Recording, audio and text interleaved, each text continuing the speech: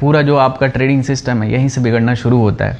Okay, I hope आपको ये चीज़ समझ में आया होगा कि मार्केट में लॉसेस भी होते हैं, बहुत बड़े बड़े लॉसेस होंगे गाइज। अगर आप नए हो ट्रेडिंग में तो लॉस को भी देखना है, आप अपने फाइनेंशियल कंडीशन को समझने का कोशिश करना कि मेरा फाइनेंशियल कंडीशन कैसा है, मैं जो रिस्क ले रहा हूँ वो वर्थ इट है लेना, या फिर उस रिस्क के वजह से मेरा पर्सनल लाइफ में प्रॉब्लम हो सकता है। ये सब चीज़ आपको बहुत ही ज़्यादा मतलब रिसर्च करना पड़ेगा। ठीक है, मैं दूसरा कॉन्सेप्ट बताता हूँ, बहुत ही प्यारा कॉन्सेप्ट है। आप अगर देखोगे ना तो ट्रेडिंग में बहुत ही इंपॉर्टेंट 4 क्वाड्रेंट होता है। अगर आप इस ग्राफ को यहाँ पे समझ लिए ना, मैं आपको बताऊंगा, इसका सॉल्यूशन बताऊंगा। ठीक है, आपने कहीं ना कहीं देखा होगा ये चीज़ को, लेकिन इसके पीछे का मैं सॉल्यूशन बताने वाला हूँ। ठीक है, कि कैसे ये चीज़ पे आप काम कर सकते हो और आपका इससे अच्छा हो सकता है। ठीक है, देखो ट्रेडिंग में सिंपल 4 चीज़ें होती है। या तो आप ट्रेड करना शुरू करोगे ना तो आप बिग प्रॉफिट कर लोगे, ठीक है, बड़ा प्रॉफिट, या फिर आप बड़ा लॉस कर दोगे, या फिर स्मॉल प्रॉफिट करोगे, या फिर स्मॉल लॉस कर दोगे। अब मैं आपको बताता हूँ, प्रॉफिटेबल ट्रेडर बनने के लिए you just have to cut this big loss. ठीक है, अगर आपने बिग लॉस को हटा दिया ट्रेडिंग सिस्टम से, समझना कि आपका गेम यहीं पे 90% सॉल्व हो गया भाई। पता है, आप ट्रेडिंग में बस मतलब बर्बाद होते हो जस्ट बिकॉज कि आप बिग लॉस लेते हो।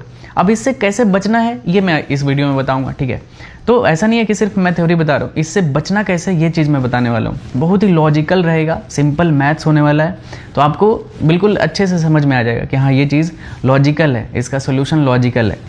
तो मतलब इसको सिर्फ हटाना है। जैसे सपोज आप कोई ट्रेड करते हो, आपका बिग प्रॉफिट हो जाता है, या फिर कभी कभी आपका स्मॉल प्रॉफिट होगा, कभी कभी आपका स्मॉल लॉस होगा। जैसे जो भी मैं आपको स्ट्रेटजी बताता हूँ, या फिर आगे आने वाले टाइम में और भी स्ट्रेटजी आपको बताऊँगा, तो उसमें क्या रहेगा कि मेरा जितना भी स्ट्रेटजी रहता है सभी किस पे बेस्ड रहता है, स्मॉल लॉस पे।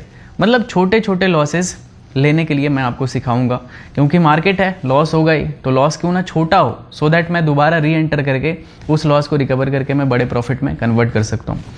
बड़े प्रॉफिट भी कैप्चर करने के लिए सिखाऊंगा कि किस तरह से बड़े प्रॉफिट आप कैप्चर कर सकते हो मार्केट में। ठीक है, बहुत ही आसान होता है। देखो क्या होता है ना कि आप स्मॉल लॉस और स्मॉल प्रॉफिट ये चलता रहता है। ठीक है, ये कभी स्मॉल लॉस हो जाएगा, कभी आपका स्मॉल प्रॉफिट हो जाएगा, मतलब ये दोनों में आपस में कैंसिल आउट होते रहेंगे। आपके अकाउंट में ये बचेगा, जो भी आप बिग प्रॉफिट करते हो ना, ये आपके अकाउंट का ग्राफ क्या करेगा, हायर हाइज में लेकर जाएगा। मतलब यहाँ से अगर सपोज आपने 1 लाख से शुरू किया तो जो भी 10 लाख तक आप लेके गए, तो ये धीरे धीरे किसकी वजह से जाएगा, ये बिग प्रॉफिट की वजह से जाएगा। तो आपको कैप्चर क्या करना है, बिग प्रॉफिट। आपका टारगेट हमेशा होना चाहिए कि भाई मुझे वीक में या फिर मंथ में एक बड़ा ट्रेड तो करना ही करना है।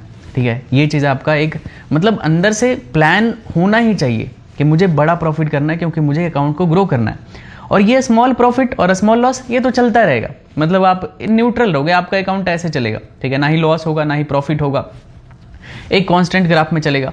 लेकिन जैसे ही आप एक बिग प्रॉफिट करोगे आपका अकाउंट ऐसे स्पाइक करेगा। ठीक है, कि आप सर्टेन 10,000 से 20,000 पे चला गया, समझ रहे हो ना। और सिंपल एक और चीज़ देखना है, अगर आप बिग लॉस को सिस्टम से नहीं हटाते हो, आपका 20,000 से सपोज आपने 10 से 20 किया, 20 से डायरेक्ट ये 0 हो जाएगा या फिर 5 हो जाएगा।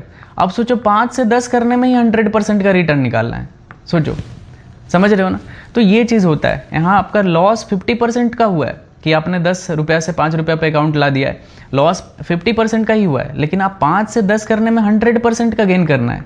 तो ये सिंपल सा मैथ होता है। ठीक है, आई होप आपको ये चीज़ समझ में आया होगा।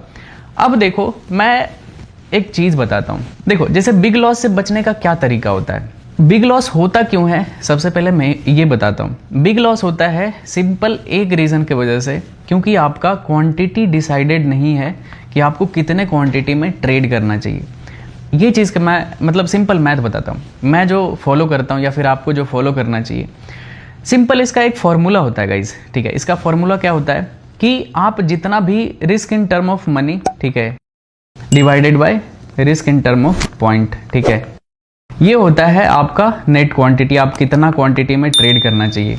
जैसे सपोज कि आपके अकाउंट में 1 लाख है। ठीक है, मैं एक सिंपल एग्जांपल से बता रहा हूँ गाइज। आपके अकाउंट में 1 लाख है, आप इसमें से आइडियली कितना रिस्क लेना चाहिए,